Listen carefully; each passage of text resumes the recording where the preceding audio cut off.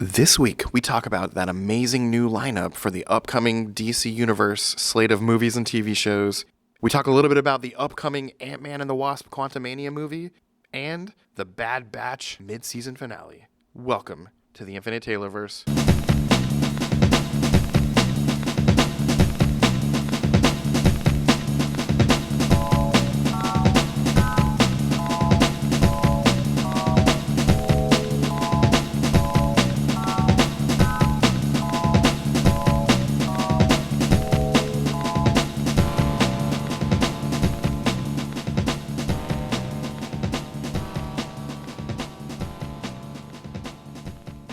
Warning. Red alert. Ay, ay, ay, ay, ay! Danger, Will Robinson. Danger! That's the emergency alert. This episode is full of spoilers for some of the latest and greatest nerdy movies and shows. Spoilers. Listener discretion is advised. What's up, everybody? Welcome to the Infinite Taylorverse podcast. I'm Billy Taylor. And I'm Taylor Oxner. And this week we are coming at you guys with a lot of new news going on out there in the pop culture universe.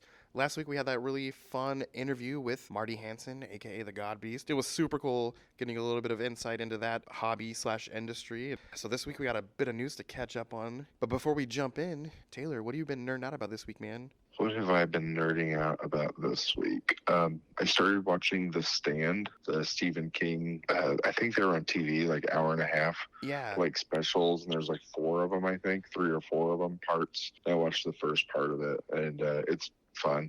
I'm enjoying it. Nice. And I'm assuming you're talking about the more recent one, not the 90s one. No, it's the 90s one. Oh, it is the 90s one. Okay. Yeah, because it also has like Molly Ringwald in it. Okay. Yeah, my dad was obsessed with Stephen King in the 90s, and I remember not being allowed to really watch that with him, but kind of peeking every now and again and freaking me out.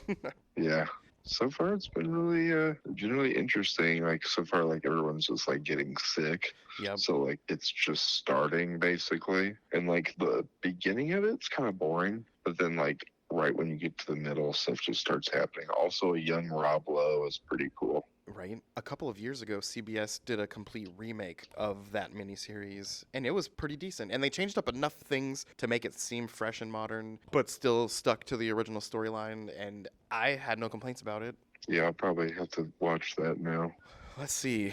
Part of our news tonight is that new slate of DC news that was released last week, which led me to my nerding out of the week.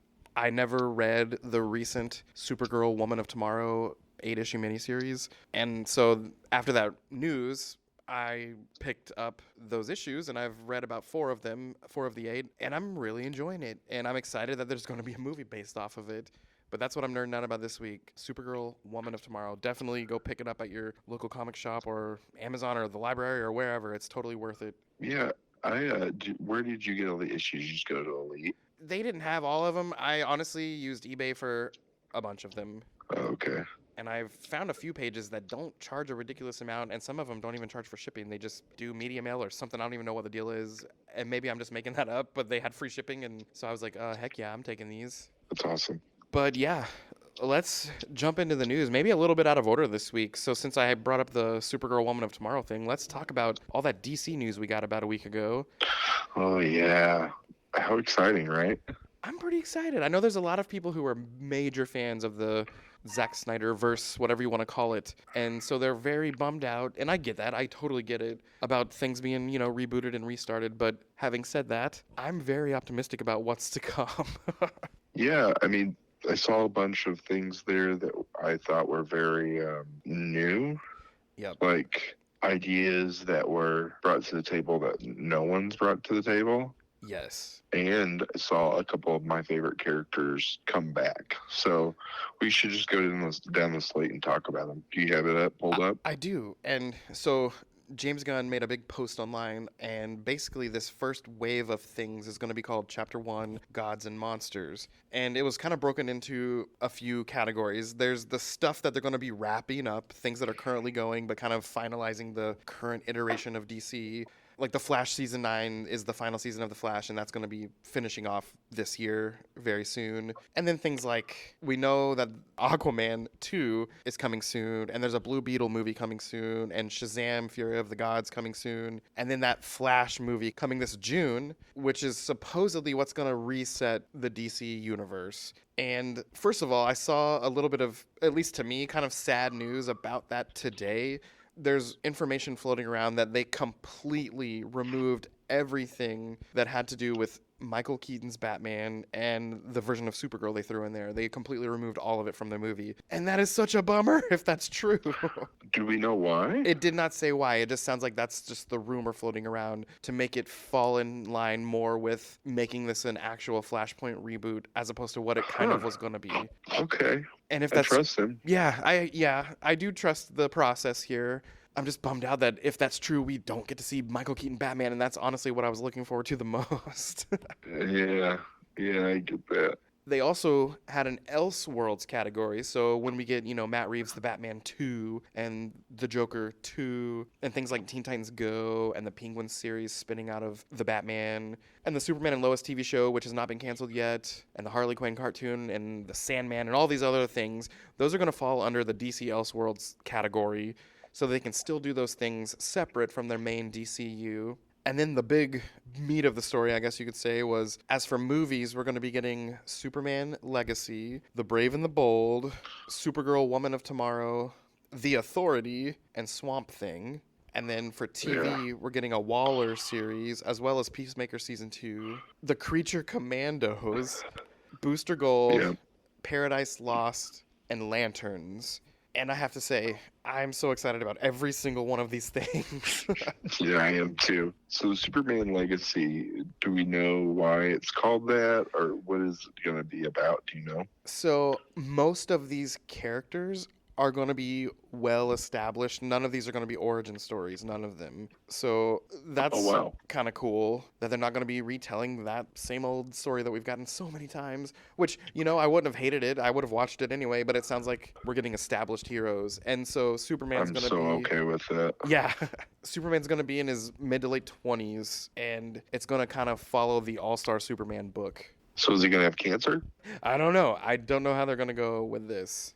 And then The Brave and the Bold is going to be a Batman movie that follows Batman and his son Damian Wayne's version of Robin, and the whole Bat family is supposed to appear in it at some point. That's amazing. So another Very established, excited about that. Yeah, I can't wait to see a live-action Damian Wayne. You know what? These are two things that were done by Grant Morrison. Yeah. All-Star Superman and that Batman run that introduces Damian is both Grant Morrison books.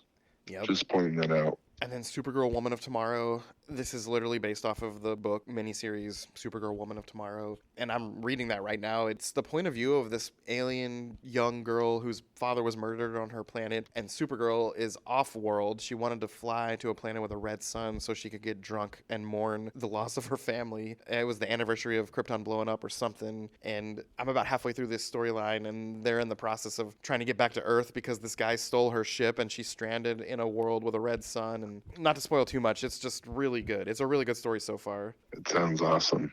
The TV stuff, I'm super excited about Booster Gold and the Lanterns. Yeah, I'm intrigued by, because I've heard the Amazon shows, like a Game of Thrones style prequel to Wonder Woman. Yep. Paradise Lost, alluding to Paradise Island or Themyscira. Yeah. And yeah, like you said, it's going to be a prequel to what we know about Wonder Woman. And then what was the one creature? The Creature Commandos. Creature Commandos, that I'm excited about, because isn't Frankenstein on that group? Yes. And yeah, it that's sounds going like to be amazing. It's going to start with an animated movie, but from what I've read, those characters are going to be voiced by their eventual live-action counterparts, and those counterparts are going to show up throughout the DC universe, and that's pretty awesome.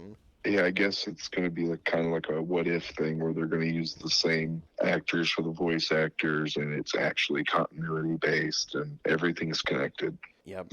And Lanterns. So, which is very excited about. And Lanterns just looks amazing. Yeah, they're going to follow Hal Jordan and Jon Stewart. And even though it's a space saga, they're going to stick pretty close to Earth is what it sounds like. And it's going to be kind of like a NCIS type cop show, but with Green Lanterns. And I'm like, hey, I love those kind of shows. This is going to be awesome. Yeah, it'll be awesome. But yeah, that was the slate they laid out for us. And this is just wave 1, chapter 1, whatever you want to call it. And if that's chapter 1, I'm excited to see what chapter 2 is going to be.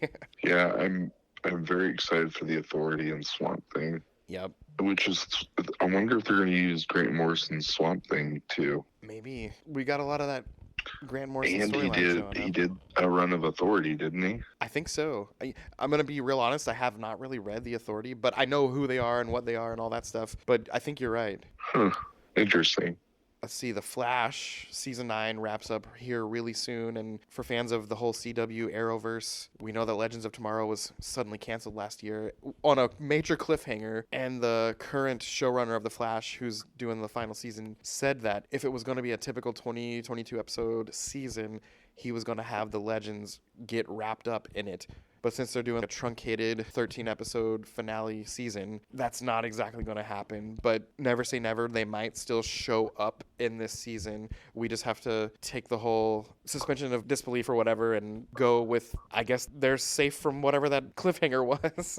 Yeah. And speaking of the Arrowverse, with all this new stuff coming out, someone interviewed Greg Berlanti, and it sounds like he's saying, as of right now, he is not involved with any future DC projects. So that's, for fans of him, he's been around since Smallville. He's not going to be a part of what's to come, and that's kind of interesting.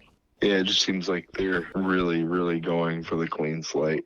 Also, Shazam! Fury of the Gods, they released a new trailer last week. Looks pretty fun. We've already seen a pretty decent trailer, and then we got another one. But that comes out March 17th. And I really liked the first Shazam movie, so I'm excited to see this one as well. Yeah, I think it'll be fun. Is this going to be the last one? I'm guessing probably, because this comes out, Okay. and the Blue Beetle comes out, and Aquaman. Well, you would think if the Flash is going to be a reset, it would be the last one to come out this year, but it's actually not the last one to come out this year. So I wonder how they're going to handle things like Blue Beetle and Aquaman coming after the Flash movie. But having said that, Shazam comes out before the Flash, so we'll see if he's still a part of it after the Flash. What do you think? Based on a thing that I saw with The Rock recently, because he's kind of got some feelings about all this, the final thing he said was Black Adam is not done. He's just on pause right now. It'll be a little while before he shows back up in the DCU, but that doesn't mean we're never going to see him again. And I wonder if that's true, maybe the Shazam characters will kind of get the same treatment. Huh. Who knows? Well, okay. Well, over with Marvel, there wasn't a ton of big news, but the Ant-Man and the Wasp Quantumania movie is a week away, and I am so pumped to see that movie. Yeah, I'm so excited to see it. Do we have any rumors or anything? The early reviews, which I read some early spoiler-free reviews from people who saw the premiere last week, basically said, well, some of the tongue-in-cheek stuff they said was Marvel's back, you know, for a lot of the people that weren't big fans of Phase 4 or whatever. But they're basically comparing it to Endgame, and it's setting the foundation for something very, very, very big, and Kang is outrageously, awesomely evil. And there's just going to be a lot of things to come. And they said stay tuned for 2 very important post-credit scenes. Huh. That's about all I know. Wow. And the only other Marvel news for the week that I saw was it sounds like when Avengers Secret Wars comes out, the movie's going to be so big that instead of 2 new Avengers movies, we're going to be getting 3 new Avengers movies because Secret Wars is going to have to be part 1 and part 2. Wow. That's so crazy. Yeah. How do you get bigger than this? Right? It also sounds like at the end of this big slate of stuff that we're going to be getting, there's going to be a big final chapter to everything. It was like 10 years from now. I saw it and read it, and I don't know the validity of it, but it kind of made me sad a little bit, knowing that at some point Really? it could be the end. Why would they want to do that, though? That's what I was thinking too. And I wonder if they meant we're never making movies again, or if there'll be some big reboot type thing, just like comic books do. Yeah, I don't know when they do the X-Men and everything, bringing everything in. I think it will definitely change the way everything looks or how they do it. I don't know. Maybe it will be not necessarily a reboot, but the world, like a reset. Yep. Carry over some things, change some things, kind of like the books do. Yeah. I don't know if I like that or not. Yeah. All I know is I'm going to keep watching it. Yeah, for sure. Over with Star Wars, there's a little bit of news. So there was a recent interview with George Lucas where he talked about back when General Grievous was introduced in episode 2, there was going to be the big fight with Obi-Wan, and at the end, his mask was going to pop off and he was going to be a reconstructed Darth Maul. But That's so cool. Yeah, I know. But they decided not to go with that. And funny enough, as a Clone Wars fan, I'm kind of glad they didn't, because Darth Maul's story is amazing in those stories, in those episodes. But that would have been super awesome, though. Yeah, that's wild. That would change so many things. Yeah, and I can only imagine, as a fan back then, that kind of a reveal would have been so cool. Yeah, that would be so cool. I'm actually, you know how I'm watching Clone Wars for the first time? Yes. I just finished the 2 episodes with the giant monster. Uh-huh. What is it called? The something beast? I can see it. I can see it, but I cannot think of its name. But anyway.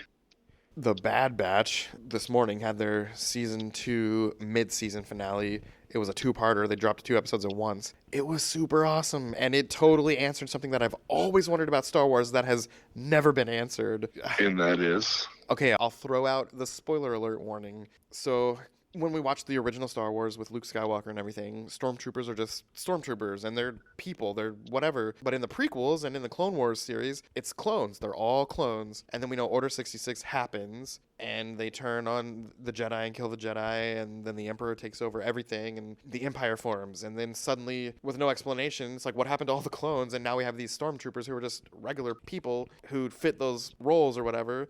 Well, this episode goes into why some of the clones are turning because they're realizing, oh man, this was bad. Their programming is failing, I should say. So the Emperor basically wants them all, like, nothing to do with any of them, wipe out as many as he can. They literally blew up Camino, so no more can be made. And it addresses that these very bad people are trying to pass a law so that they don't even have rights. Well, some stuff comes to light that implicates these Empire officials for destroying Camino and all this, and it was going to cause some major damage, but the Emperor totally twisted it and said, oh, good point. Because of this, we need to shy away from using clones, blah, blah, blah, blah, blah, blah, blah, and totally twisted their good deed into a bad thing, and this point forward, they recruit and hire or kidnap children from birth to make stormtroopers, and it's just, I thought it was cool that they took a whole 2-part episode to fill in that gap.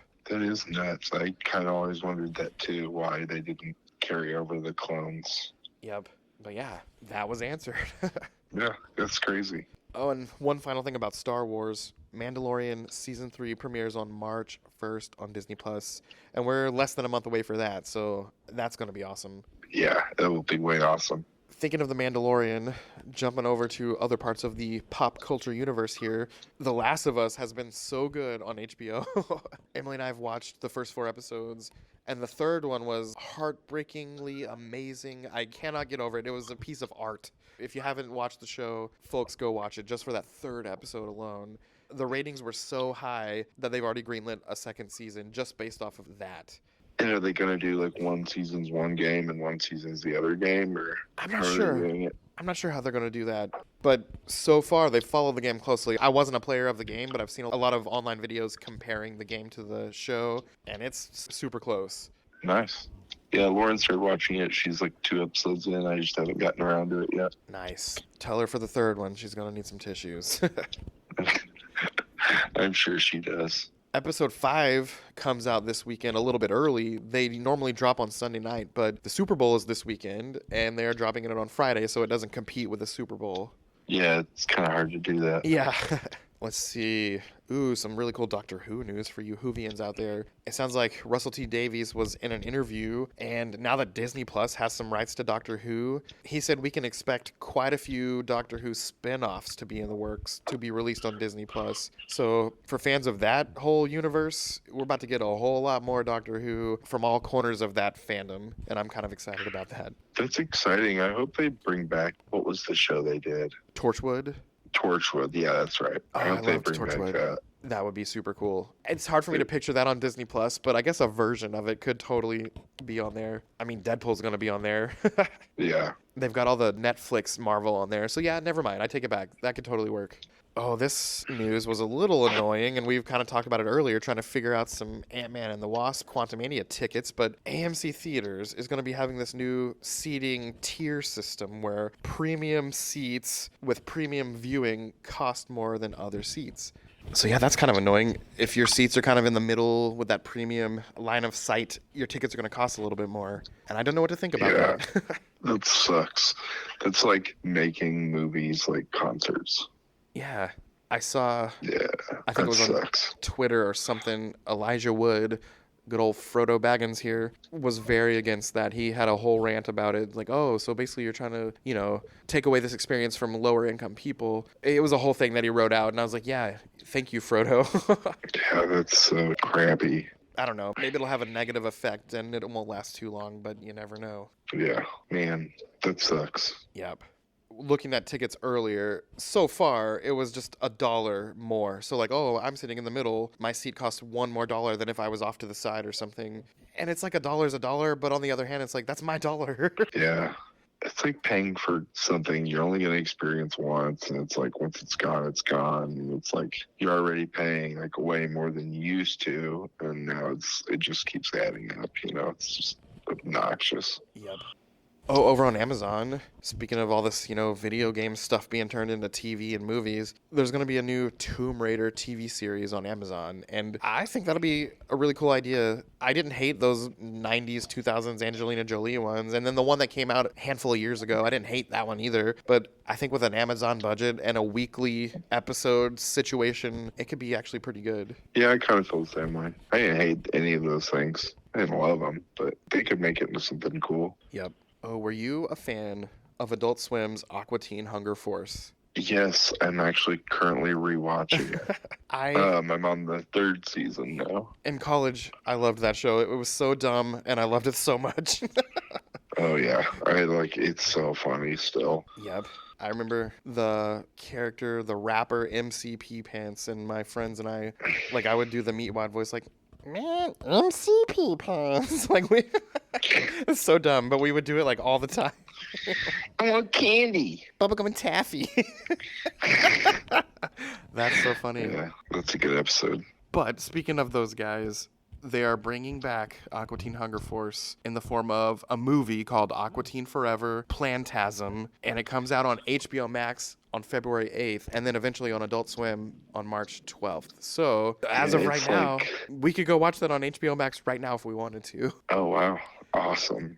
I might do that, actually. But it's crazy to me that this is their 3rd movie. Right? It keeps coming back.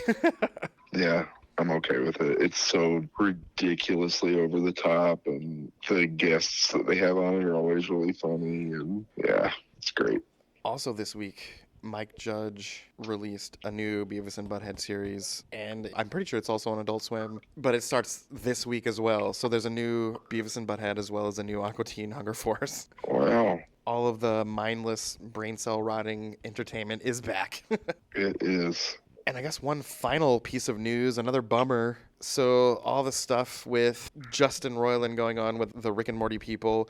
So it sounds like the other folks are like, yeah, he wasn't even really a part of it that much the past few years. And just seeing this news makes me wonder if they're taking the defensive status and covering all their bases to keep themselves safe. Yeah, which they should. Oh, 100%. It's, he's just the voice of one of the main characters or anything. But yeah, we were distant from him. No big deal. Yeah, it's weird because they said they had minimal contact with him. Yeah. So it's like, did he only come in and do the voice and that was it? Or did he just send it in digitally because of technology? Yeah. Dan Harmon is the other guy. And he said, because there were the people who worked on the show and then him, and he said that him and Justin never really got along. They don't really talk outside of work stuff. Yeah. So, which I thought was kind of crazy. I know. But yeah, the drama continues over there in that area. But as long as they keep making the show and it remains as hilarious as it is, I'll keep watching it. Yeah, same.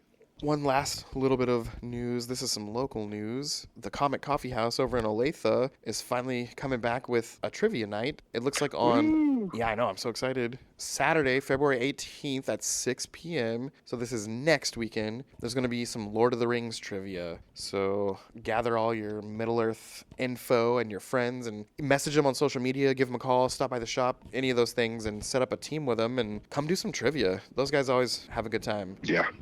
But yeah, that's all the news for the week. So as for us here at the Taylorverse, I've been Billy Taylor. And I'm Taylor Oxner. And come back next week as we wrap up the end of our second year of podcasting. And then the week after that, we're going to have a really cool 2-year anniversary show for you guys. But come back and listen, guys. Thanks again for showing up. I'm kind of at a loss for words at how grateful we are for you guys. But come back and listen, and we'll put on a good show for you again next week. Yeah, and good things are coming. Bigger things. We'll see you guys next time. Bye-bye. Bye.